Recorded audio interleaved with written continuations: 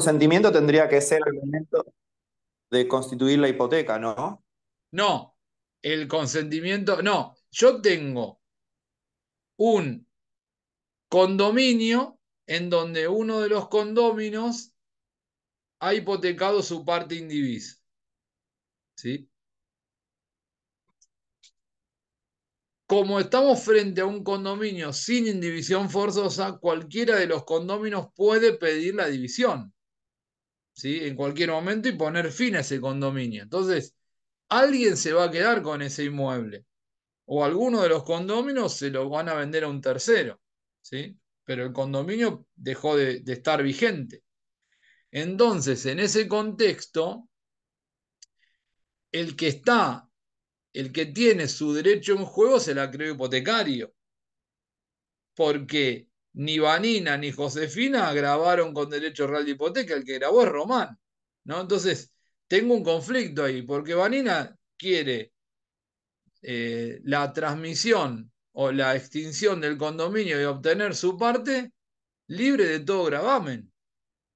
Y el acreedor hipotecario va a decir, pero yo quiero que el gravamen subsista, porque si no pierdo la preferencia que me da la hipoteca y paso a ser un acreedor quirografario, ¿no? Entonces, supongamos que se adjudica el inmueble Vanina y Román, que es el deudor, deja de pagar el crédito.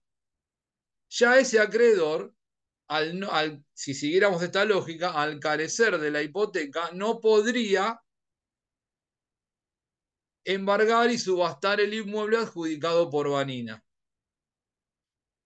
Entonces, para evitar esta situación, el código dice, el acuerdo de partición que hagan los condóminos es inoponible al acreedor hipotecario si no prestó su consentimiento.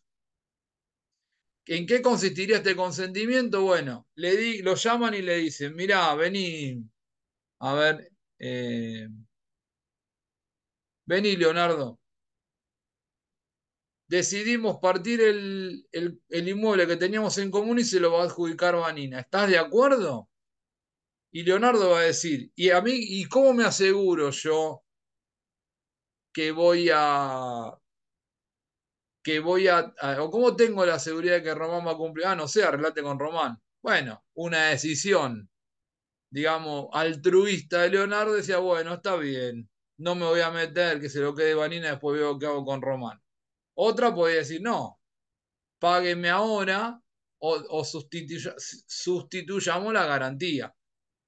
Pero yo no voy a dar el consentimiento para que Vanina se adjudique el inmueble si primero no están resguardados mis derechos. Ahora, segunda hipótesis posible, hacen el acuerdo, no lo citan al acreedor hipotecario y el acreedor hipotecario no da su consentimiento. Vanina se adjudica el inmueble. ¿En qué condiciones se adjudica el inmueble? Con la hipoteca.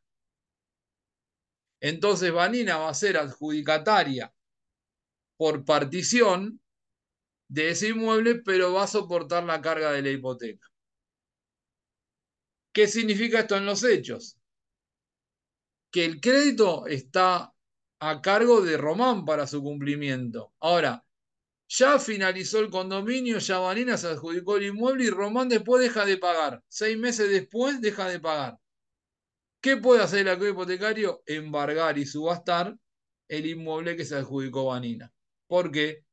Porque como no requirieron su consentimiento para la adjudicación por alguien distinto del deudor hipotecario, el inmueble se adjudicó con la carga de la hipoteca. Eso es lo que me está diciendo el 2207. ¿Sí? ¿Hasta acá me entienden? Sí, sí, Bueno, obvio. pero, pero estamos en Argentina, ¿no? Entonces, siempre que tenemos una regla, tenemos dudas o excepciones. Fíjense que el 2207 dice que la inoponibilidad de la hipoteca es frente a la partición extrajudicial. Entonces, ¿qué podrían hacer? Vanina, Román y Josefina. Y dice, bueno, pará. La inoponibilidad de la hipoteca es cuando la partición es extrajudicial. Entonces, que hagamos la judicial. Porque el código dice que necesitamos el consentimiento para partir cuando es extrajudicial, pero no cuando es judicial, ¿no? Y es posible la partición judicial del condominio porque el código permite esta alternativa. Hay dos debates, o dos posturas, no dos debates, hay dos posturas sobre esta situación. Hay autores que dicen que aún siendo la partición judicial se requiere el consentimiento del acreedor hipotecario, y hay otra opinión que dice que no podemos darle el mismo alcance a un supuesto que al otro, porque si no, no tendría ningún sentido que el codificador haya puesto el énfasis en la partición extrajudicial, ¿no? Y es un debate que no está zanjado. Hay autores que dicen que en la partición judicial no se requiere el consentimiento del acreedor, y hay otros que dicen que sí, ¿no? Que lo que quiso hacer el codificador es poner más énfasis en la partición extrajudicial como para que quede claro que ni siquiera sin la intervención de un juez es posible obviar el consentimiento del acreedor. Algunos lo ven de esa manera, pero que en uno y en otro caso siempre necesitaríamos de su consentimiento. En cambio, hay otros que dicen que no, que solo se requiere el consentimiento en la partición extrajudicial, pero que en la partición judicial, si alguien distinto del deudor hipotecario se adjudica el inmueble, este acuerdo le es oponible al acreedor, ¿sí?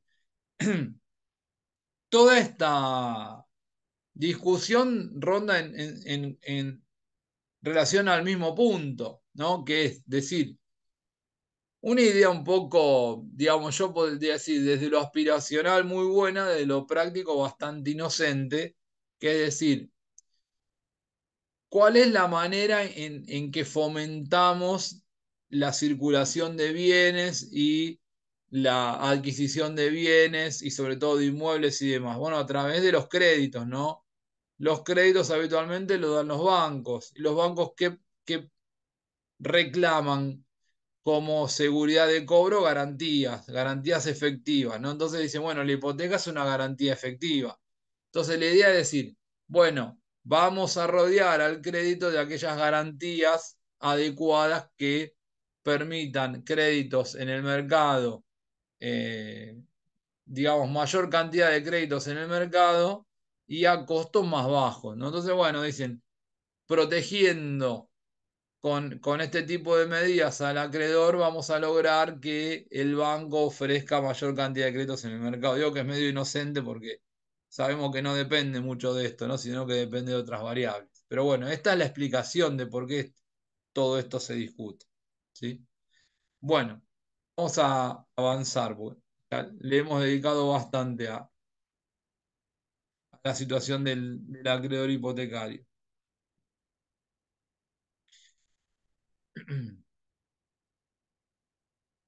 Bueno, dijimos que el segundo examen Profe, tenía que perdón, ver, sí, estamos viendo los documentos, no estamos viendo el Power. ¿no están viendo el Power? No, no. Ay, perdón. Entonces esperen que lo vuelvo a compartir.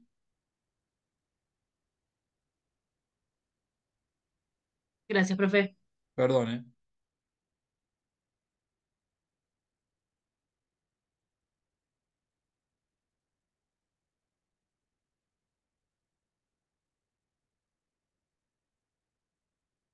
Bueno, habíamos dicho que había tres instancias de examen, ¿no? Del condominio. La primera es los condóminos en relación a su cuota aparte. La segunda era cómo funcionaba, cómo se distribuían los condóminos, el uso de la cosa en común. Bueno, la regla general es que eh, la determinación proviene de un convenio, ¿sí? Tácito o expreso, ¿sí? Ante la imposibilidad de que los condóminos puedan utilizar de manera, digamos, exclusiva o excluyente, sin el acuerdo del resto en la cosa, porque estamos hablando de la existencia de dos o más condóminos. Bueno, entonces siempre va a surgir a partir de un convenio cómo se van a distribuir el uso.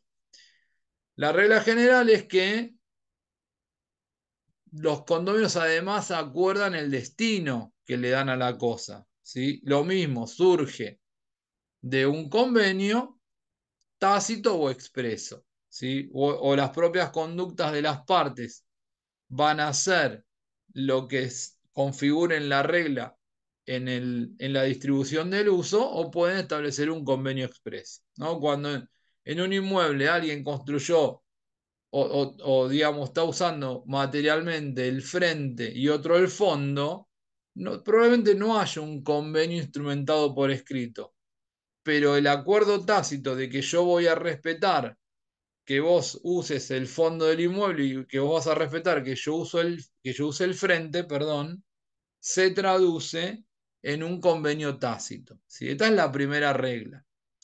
También puede pasar que se convenga o bien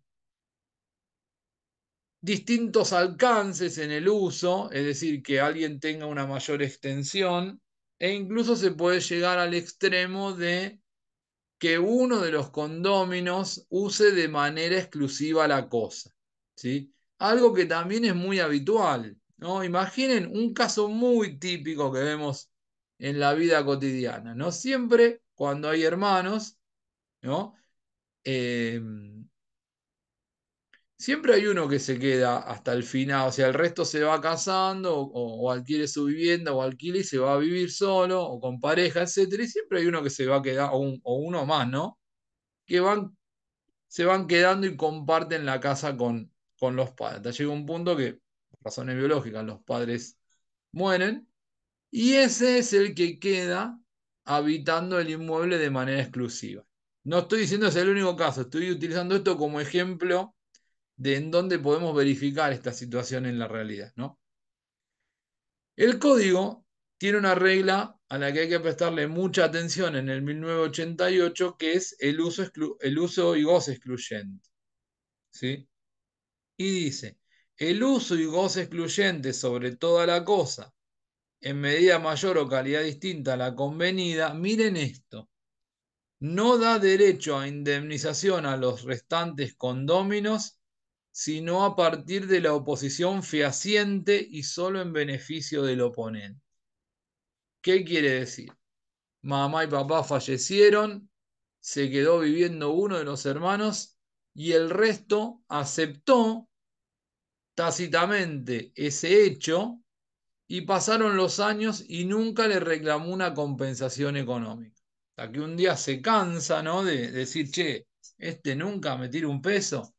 Bueno, le voy a enviar una carta documento intimándolo a que me reconozca un canon locativo, ¿sí? Por ese uso exclusivo. Esa intimación no tiene efecto retroactivo al momento en que comenzó el uso exclusivo. Esa intimación solo produce efectos hacia adelante. Es decir, recién a partir de la intimación comienzan a devengarse los alquileres o el resarcimiento por el uso exclusivo de la cosa, ¿sí? Dato muy relevante y sobre el cual se cometen muchos errores en la praxis, porque muchas veces hay convencimiento de que el hecho de que alguien de manera exclusiva esté utilizando una cosa per se genera la obligación de indemnizar al resto, y no es así. Esa obligación recién nace cuando uno comunica de manera fehaciente su oposición al uso exclusivo. Ahí es cuando nace el derecho al resarcimiento, ¿sí?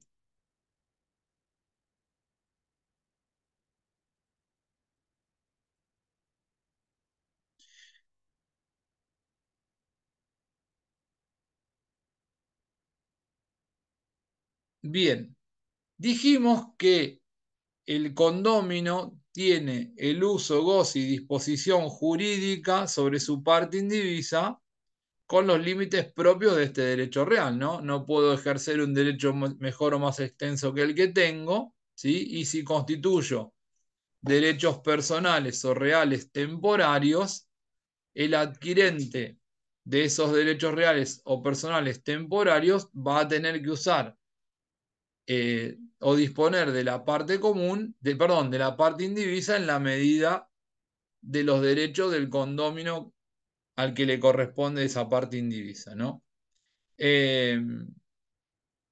Por eso es que el código, digamos, reforzando esta regla en el 1990 dice, la disposición jurídica o material de la cosa o de alguna parte de ella, fíjense que acá no está hablando de la disposición jurídica o material de la parte indivisa, está hablando de la disposición jurídica o material de la cosa o de alguna parte determinada de ella, solo puede hacerse con la conformidad de todos los condóminos. Se exige la unanimidad. Nadie puede construir si no está el resto de los condóminos de acuerdo. Nadie puede enajenar la cosa si el resto no está de acuerdo. ¿Sí? Ahora, sin embargo, el código dice, bueno, cuando estamos en actos de administración, las mejoras necesarias son actos de administración dentro de los límites y del uso y goce de la cosa común, cualquiera de los condóminos puede hacer esos gastos necesarios, ¿sí? Y en ese caso tiene el derecho a reclamar del resto del reembolso en la proporción que le corresponde, ¿no? Por ejemplo, ¿qué sería una mejora necesaria? Y el pago de un impuesto inmobiliario, el pago de un impuesto municipal, ¿sí?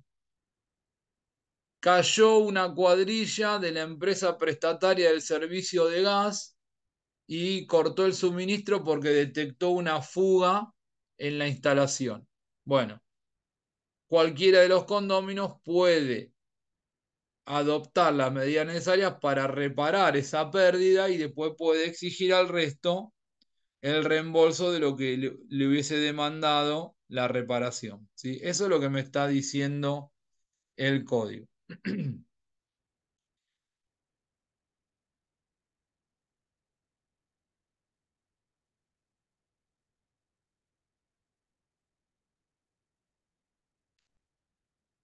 ¿Qué pasa?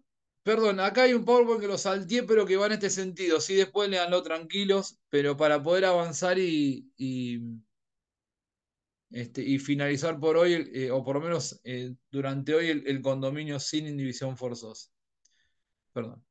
¿Qué pasa con los condóminos en relación a los terceros? Es decir, cuando hay una relación jurídica con un tercero que puede provenir o de un contrato o puede provenir también de un supuesto de responsabilidad extracontractual. ¿Sí? Soy un inmueble en condominio donde va circulando un transeúnte por la vereda, una vereda en mal estado, se fractura, ¿sí? Y reclama al frentista. Hay las normas municipales y en la Ciudad de Buenos Aires establecen que los frentistas de inmuebles son responsables por la conservación de las aceras en buen estado, ¿sí? En lo que hace a la extensión del frente del inmueble. Perdón, ¿qué es frentista, profe? Frentista es aquel que es titular de un inmueble que da, digamos, a la vía pública. ¿Sí? Es decir, porque hay inmuebles que están encerrados por otros inmuebles y no tienen una salida directa a la vía pública. En esos casos no es frentista. Frentista es el inmueble cuya parcela se conecta directamente con la vía pública. ¿Sí? ¿Se entiende? Bueno, sigo. Sí, sí, ahí se entendió, disculpe, estaba hablando, estaba muteado por eso. El 1992 del código dice, si un condómino contrae deudas en beneficio de la comunidad, es el único obligado frente al tercero acreedor. pero tiene acción contra los otros para el reembolso de lo pagado, ¿sí? Se produjo, digamos, vino la cuadrilla de gas, cortó el suministro, entonces para resolver el inconveniente, uno de los condóminos contrata a un gasista, contrata albañiles para, digamos, cambiar las cañerías y después reparar todo el sector en donde hubo que picar y demás, ¿no? Y después fue a la empresa de gas, presentó la documentación que requiere la empresa para rehabilitar el servicio, pagó las multas por la fuga y los aranceles por la rehabilitación. El único que quedó obligado frente al gasista y frente a los albañiles es el condomino que contrató. Pero como es una erogación que beneficia al resto, tiene derecho a ejercer acciones de reembolso contra los demás, ¿sí? Y cada condomino va a responder en proporción a su parte indivisa, ¿sí? Esta es la regla que establece el código. Ahora, ¿qué sucede cuando todos los condóminos contrataron con los terceros? Bueno, el código siente una regla general que es la responsabilidad simplemente mancomunada. Y dice, si todos se obligaron sin expresión de cuotas y sin estipular responsabilidad, deben satisfacer la deuda por partes iguales. ¿Qué quiere decir? Lucas tiene un 40% en ese condominio, Leire tiene un 30% y Josefina tiene un 30%. ¿Sí? O vamos a poner otros porcentuales, perdón. Lucas tiene un 50%, Leire tiene un 30% y Josefina tiene un 20%. Pero cuando contratan con los albañiles y con el gasista, no dijeron que Lucas iba a pagar el 50%, que Leire iba a pagar el 30% y que Josefina iba a pagar el 20%. No dijeron nada. Bueno, el código dice, cuando no se estipuló las cuotas a cargo de cada uno, los terceros, en este caso, el gasista y los albañiles, le pueden reclamar a cada uno el 33,33%. Si quisieran que cada uno responda frente a los terceros en la misma medida de su derecho, entonces deberían estipular en el convenio que Lucas va a pagar el 50%, Leire el 30% y Josefina el 20%. ¿Sí? Ahora, ¿hay responsabilidad solidaria de cualquiera de ellos frente al tercero? No, porque el código dice que la responsabilidad es simplemente mancomunada. Para que cualquiera de los condóminos sea responsable solidario frente al tercero, debe establecerse en el acto constitutivo de la obligación. ¿Saben la diferencia, ¿no?, entre responsabilidad solidaria y simplemente mancomunada? No, profe. ¿No? Ah, bueno, yo lo daba por hecho de Sí, yo no obligación. me acuerdo. Sí, que uno le puede reclamar la totalidad de la deuda a cualquiera de los acreedores. ¿Eso qué sería? Eso serían las solidarias. Y las Exacto. mancomunadas que vos podés pedir solamente la cuota parte, ¿no? Exactamente, esa es la diferencia. La responsabilidad solidaria es cuando cualquiera de los deudores, en este caso los condóminos, responden frente al acreedor por toda la deuda. Y la responsabilidad simplemente mancomunada es cuando los deudores, en este caso los condóminos, responden frente al tercero solo en la medida en la que asumieron su obligación. ¿Sí? Si nada se dijo en el contrato que celebraron con el gasista, cada uno va a responder por el porcentaje que le corresponde. Si en el contrato el gasista dijo, bueno, está bien, yo hago el trabajo, pero quiero que todos se hagan responsables solidariamente y yo después decido a quién le reclamo, ¿no? Si se estipuló que responden solidariamente y después no pagan, el acreedor puede decidir reclamarle la totalidad de lo adeudado a Lucas, a Leire o a Josefina. Eso es la responsabilidad solidaria. Sin perjuicio de que si después termina pagando Josefina la totalidad porque tenía responsabilidad solidaria, después ella puede ejercer acciones de reembolso contra el resto de los condóminos, ¿no?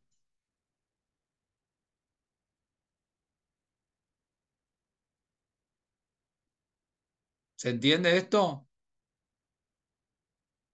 Sí, perfecto. Sí, profe. Bien. Sí.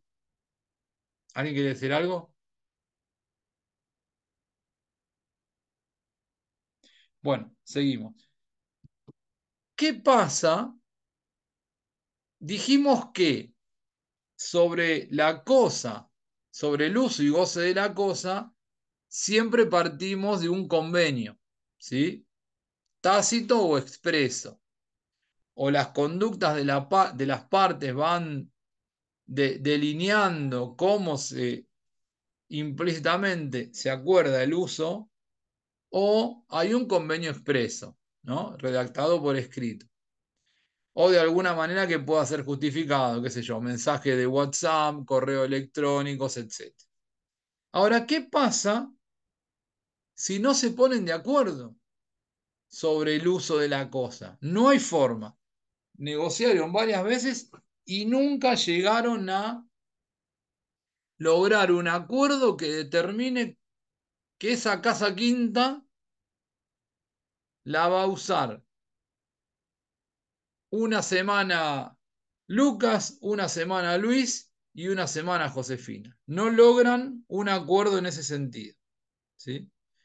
Bueno, el código dice que cuando sucede esto, en asamblea los condóminos deben decidir sobre la administración. ¿Quién hace la convocatoria? Cualquiera de los condóminos. Cualquiera está legitimado para citar al resto a una asamblea. Y la convocatoria debe hacerse por medio fehaciente. Medio fehaciente es algún supuesto de comunicación recepticia, ¿no? Lo más comunes son las citaciones por carta documento. Pero también, si alguien dijera lo voy a hacer por vía judicial, tiene la posibilidad también de citar a una asamblea a través de una instancia judicial, ¿sí?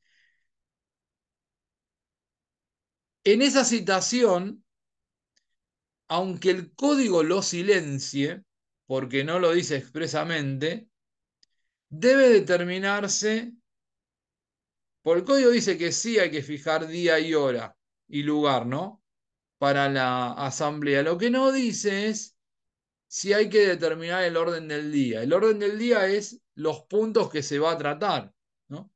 Bueno, aunque no lo diga, normas generales, ¿no? De que hacen a la defensa de los condóminos, al derecho de defensa de los condóminos y al derecho de propiedad y al derecho de igualdad, ¿sí? E incluso aplicando por analogía las normas de la propiedad horizontal, nos dicen que debe incluirse el orden del día. El orden del día, insisto, son los puntos. Por ejemplo, un condomino dice, bueno, hay que dar el inmueble en arrendamiento.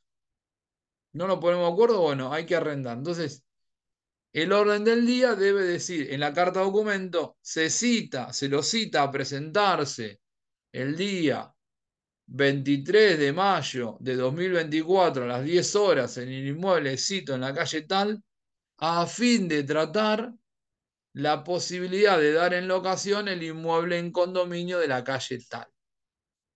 Porque el condominio puede decir, la verdad que a mí no me interesa. Hagan lo que quieran, quieren alquilar, alquílenlo, después me dicen cuánto me llevo de ese alquiler. O capaz que al condominio sí le interesa ir, porque lo que se va a tratar es algo que lo involucra, ¿no? Entonces, esto también es importante porque el orden del día define el interés en participar o no de la asamblea, ¿sí? Después, como toda asamblea, tiene dos reglas. ¿Con qué quórum comienza la deliberación y con qué mayorías se adoptan las decisiones? ¿Sí? Insisto, a partir siempre de la citación fehaciente a esa asamblea. Para el quórum, el código no fija requisitos mínimos, es decir, que el quórum arranca, digamos, la asamblea comienza con los presentes, ¿sí? No es necesario ni que esté la mitad de los condóminos, ni la totalidad, nada. Se comienza con los presentes. Pero para adoptar decisiones se requiere una mayoría absoluta. Mayoría absoluta es más del 51% de los condóminos. Pero ¿saben cómo se calcula esa mayoría absoluta? Por el valor de las partes indivisas. Es decir, que si en el condominio Lucas tiene el 55%, Luis tiene el 30% y Josefina tiene el 15%, la voluntad de Lucas define la cuestión. ¿Por qué? Porque el cómputo se hace por el valor de la cuota parte. Lucas puede votar en determinado sentido y Luis y Josefina en un sentido distinto, y la que prevalece siempre es la voluntad de Lucas, porque es el que tiene una parte en divisa superior a la mayoría absoluta. ¿Sí? ¿Se entiende esto? Sí. Téngalo en cuenta este dato, porque después cuando veamos propiedad horizontal vamos a ver que en la propiedad horizontal, que digamos no es un condominio por supuesto, pero en este caso hay algunas reglas de la asamblea que lo mismo, hay una reunión de copropietarios y sin embargo en la propiedad horizontal se establecen otros principios distintos a esto, ¿no? Llamativamente. Es raro que el legislador no haya seguido la misma línea, pero en la propiedad horizontal y en el condominio no están presentes las mismas reglas para tomar decisiones en asamblea. Es más, en la propiedad horizontal se pide una doble exigencia. Mayoría absoluta computada por valor y por cabeza, ¿sí? Es decir, es más gravoso los requisitos que se exigen en la propiedad horizontal.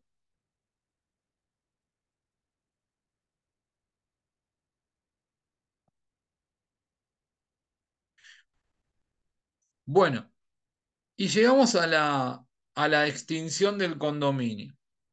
Bueno, hemos dicho que la decisión de dividir en el condominio sin indivisión forzosa, perdón, es discrecional de cualquiera de los condóminos. O sea, aunque sea uno que tenga una parte indivisa del 1%, puede decidir poner fin al condominio. Ahora, una vez que se extinguió por decisión, además de otras causales, ¿no? Porque podría también producirse por expropiación, no sé, por venta, etcétera, etcétera. Pero la que nos interesa es el supuesto especial de extinción por división. Es cuando uno de los condóminos decidió dividir. Entonces, ahí hay que proceder a la partición, es decir, quién se adjudica o cómo dividimos, cómo partimos ese inmueble, ¿no? La partición puede ser en dinero o en especie. En dinero es cuando la vendo a un tercero y los condóminos se reparten el dinero obtenido por la venta. Cuando un condómino se adjudica el inmueble y compensa económicamente al resto. O también puede ser en especie. Si se puede dividir materialmente la cosa, podemos dividir. Tenemos un lote y lo podemos convertir en propiedad horizontal y cada condomino se adjudica alguna de las unidades funcionales. El código dice que entre la partición en especie o la partición en dinero es preferida la partición en especie. En cuanto a los modos de partición, puede ser extrajudicial. Todos los condóminos pueden concurrir a una escribanía y celebrar la escritura de partición, o puede ser judicial. Pueden redactar un convenio, presentar ese convenio ante un juez para que lo homologue. Y esto también es válido. El código en los artículos 2369 y 2371, que son normas que están en el régimen de las herencias aplicable al condominio, establece que cuando hay menores o incapaces, la partición debe ser judicial, ¿sí? Y también tenemos la partición mixta, que sería cuando los condóminos hacen el acuerdo por instrumento escrito, homologado judicialmente, pero después terminan de instrumentar esa partición a través de una escritura pública, ¿sí? Cualquiera de estos supuestos en cuanto a la forma son válidos en materia de condominio. Bueno, nos queda un poquito más de un minuto. ¿Preguntas sobre el tema? ¿No? No, profe. Todo Bueno, claro. nos encontramos el lunes. Vamos a ver condominio con indivisión forzosa, medianería particularmente, y régimen de vivienda. Si pueden, yo ahora les voy a compartir los PowerPoint para si pueden ir adelantando un poquito en la lectura, ¿sí? Así tienen más información. Perfecto. Bueno, un abrazo enorme y buen fin de semana. Nos vemos el lunes. Igualmente, Gracias, profe, nos igualmente. vemos. Chao, profe, Chao, buen gracias. fin de, profe. Suerte. Gracias, buen fin de. Gracias.